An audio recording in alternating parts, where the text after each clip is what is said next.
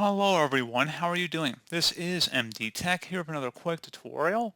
In today's tutorial, I'm going to show you guys how to always show icons and never thumbnails in File Explorer or folders in general on Windows 11.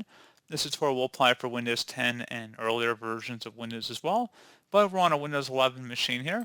So anyway, let's go ahead and jump right into it. You want to start off by opening up the search menu, type in folder options. Best match, you'll come back with File Explorer options. Go ahead and open that up.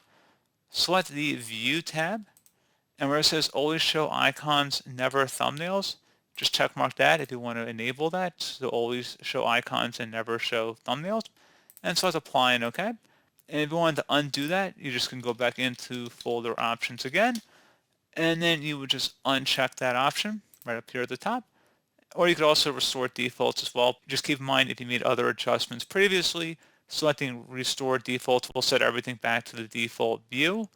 So pretty straightforward process, guys. I do hope I was able to help you out, and I do look forward to catching you all in the next tutorial.